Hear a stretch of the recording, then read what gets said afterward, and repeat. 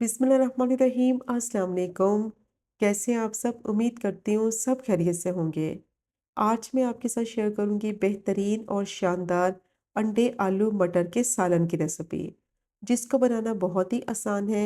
Simple और easy method के साथ बनाएंगे और बहुत ही लजीज ये अंडे आलू का सालन बनेगा कि जब आप इस रेसिपी से ट्राई करेंगे तो उंगलियां चाटते रह जाएंगे। क्योंकि अक्सर ऐसा होता है कि जब अंडे आलू की ग्रेवी बनाते हैं तो उसमें वो टेस्ट और फ्लेवर नहीं आता, या फिर अंडे आलू की ग्रेवी जो है उसकी कंसिस्टेंसी सही से नहीं बनती। तो बस आज की वीडियो आपने स्किप नहीं करनी, वीडियो को आपने एंड तक देखना है। सारी टिप्स और ट्रिक्स मैं आपके साथ शेयर करूंगी कि मज़ेदार अंडे आलू मटर के सालन को किस तरह से बनाया जाता है। और अगर आपको आज की रेसिपी पसंद आए, चैनल को भी ज़रूर सब्सक्राइब करें। तो शुरू करते हैं इसको बनाना। आलू अंडे मटर की ग्रेवी बनाने के लिए सबसे पहले एक मिक्सचर तैयार करते हैं। तो उसके लिए मैंने 4 टेबलस्पून दही लिया है। तो उसमें सारे मसाले डालेंगे। 1 टीस्पून नमक डालेंगे, 1/4 टीस्पून हल्दी और 1 टीस्पून धनिया पाउडर शामिल करेंगे। 1/4 टीस्पून काली मिर्च का पाउडर और 1 टीस्पून कश्मीरी लाल मिर्च पाउडर डालेंगे। 1 टीस्पून भुना कुटा हुआ जीरा पाउडर और 1/4 टीस्पून गरम मसाला पाउडर डालेंगे। हाफ टी स्पून तीखी वाली लाल मिर्च डालेंगे, या जितना स्पाइसी आपको रखना है उस हिसाब से तीखी वाली लाल मिर्च की क्वांटिटी आप ऐड कर सकते हैं। अब सारे मसालों को दही के मिक्सचर में अच्छी तरह से मिक्स करेंगे और कोशिश करें जो दही इस्तेमाल करें वो ज़्यादा खट्टी ना हो। अब इसको अच्छी तरह से मैंने मिक्स कर लिया है।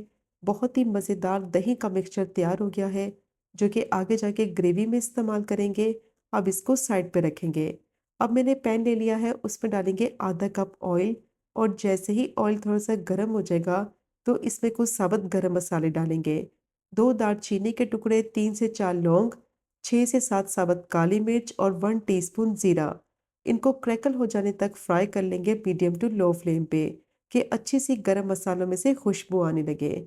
और जैसे ही थोड़े से फ्राई हो जाएंगे तो अब इसमें डालेंगे चॉप किए हुए प्याज। एक बड़े साइज़ की प्याज को बिल्कुल बारीक मैंने चॉप कर लिया है। अब इसको फ्राई करेंगे और इसको इतना फ्राई करना है कि प्याज का कलर अच्छी तरह से गोल्डन ब्राउन हो जाए। और मुसलसल इसमें चम्मच चलाते हुए फ्राई करेंगे ताकि सारी साइडों से प्याज इवनली फ्राई हो। और बिल्कुल बारीक चॉप करके इसको फ्राई करना है ताकि मसाले में ये अच्छी तरह से मिक्स हो जाए। तो 3 से 4 मिनट के लिए मिक्स करते हुए प्याज को मीडियम टू लो फ्लेम पे फ्राई कर लिया है। इसका कलर बहुत ही अच्छा गोल्डन ब्राउन हो गया है। अब इसमें डालेंगे 1 टेबलस्पून लहसुन अदरक का पेस्ट और इसको भी फ्राई करेंगे कम से कम 1 से 2 मिनट के लिए, कि इसका कच्चापन खत्म हो जाए और लहसुन अदरक में से अच्छी सी खुशबू आने लगे। अब इसको भी मैंने फ्राई कर लिया है और साथ ही इसमें डाल देंगे टोमेटो प्यूरी। 3 मीडियम साइज़ के टमाटर को ब्लेंड करके उनकी प्यूरी बना ली है। और टमाटर को ब्लेंड करते वक़्त मैंने पानी का इस्तेमाल नहीं किया है। पानी के बगैर ही टमाटर को ब्लेंड करेंगे। अब मीडियम टू हाई फ्लेम पे टमाटर को अच्छी तरह से भून लेंगे। इसका कच्चापन ख़त्म हो जाए। जितना भी टमाटर का पानी है वो सारा पानी खुश्क हो जाए, ऑयल सारा इसका सेपरेट हो जाए। तो जितनी अच्छी तरह से इसकी भुनाई करेंगे उतना ही इसमें टेस्ट और फ्लेवर आएगा।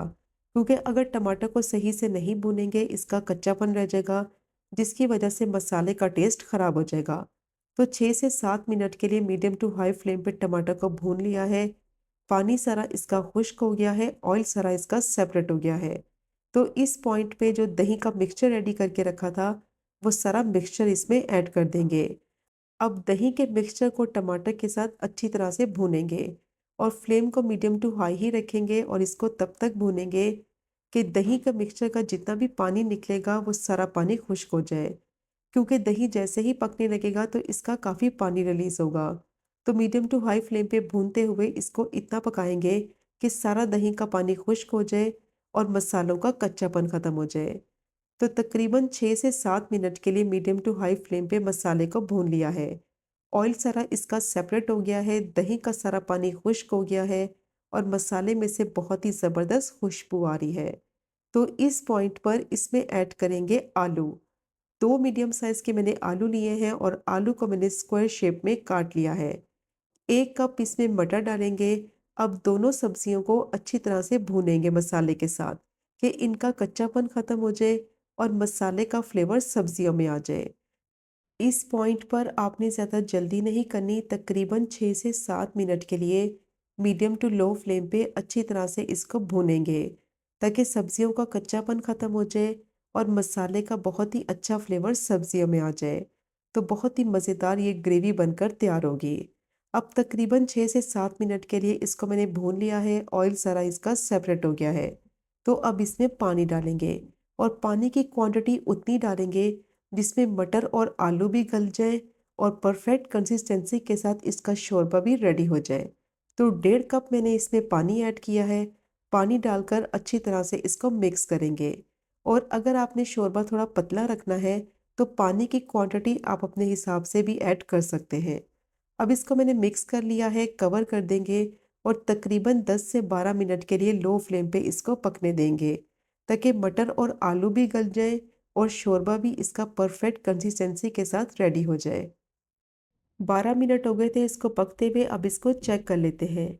शोरबा बिल्कुल परफेक्ट कंसिस्टेंसी के साथ तैयार हो गया है। आलू और मटर भी अच्छी तरह से सॉफ्ट और टेंडर हो गए हैं। तो पानी की क्वांटिटी उतनी ही डालेंगे जिसमें शोरबा भी बन जाए और आलू और मटर भी अच्छी तरह से सॉफ्ट हो जाए। अब ऑयल सारा इसका सेपरेट हो गया है, आलू और मटर भी गल गए हैं। तो इस पॉइंट पर इसमें ऐड करेंगे बॉयल किए हुए अंडे। 5 मैंने अंडे लिए थे, उनको मैंने बॉयल कर लिया था और छिलका मैंने उनका उतार लिया है।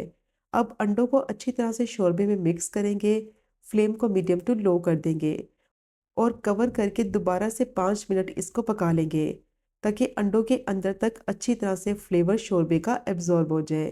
तो 5 मिनट हो गए थे इसे पकते हुए, फ्लेम को लो कर देंगे और साथ ही इसमें ऐड कर देंगे हरी मिर्चें और हस्बे ज़रूरत हरा धनिया। अब अच्छी तरह से मिक्स करते हुए सिर्फ 1 से 2 मिनट के लिए पका लेंगे, ताकि दोनों चीज़ों का फ्लेवर शोरबे में अच्छी तरह से एब्जॉर्ब हो जाए। तो बहुत ही मज़ेदार आलू अंडे मटर का सालन तैयार हो गया है। ये इतना ज़्यादा टेस्टी बनता है कि जब आप इस रेसिपी से ये आलू अंडे का सालन बनाएंगे तो यकीन करें बार बार बनाना पसंद करेंगे। बहुत ही लजीज ये सालन बनकर तैयार होता है। अगर आपके घर में दावत है तो एज अ साइड डिश भी आप इसको सर्व कर सकते हैं, जो कि बहुत ही ज़्यादा टेस्टी बनती है। स्पेशली आजकल सर्दियों का सीज़न है, तो ये रेसिपी तो आप मस्ट ट्राई करें, जो कि बहुत ही ज़्यादा टेस्टी भी बनती है और बनाना भी इसको बहुत ही आसान है। इसको आप सर्व करें तंदूर की रोटी के साथ या फिर नान के साथ, बहुत ही बेस्ट कॉम्बिनेशन रहेगा। तो मस्ट ट्राई कीजिएगा ये मज़ेदार आलू मटर अंडे के सालन की रेसिपी को। और अगर आपको आज की वीडियो पसंद आए, चैनल को सब्सक्राइब करें, वीडियो को लाइक करें और शेयर करें। इंशाल्लाह मिलेंगे अगले कुकिंग व्लॉग में फिर एक नए रेसिपी के साथ। तब तक मुझे अपनी ख़ास दुआ में याद रखें। अल्लाह हाफ़िज़।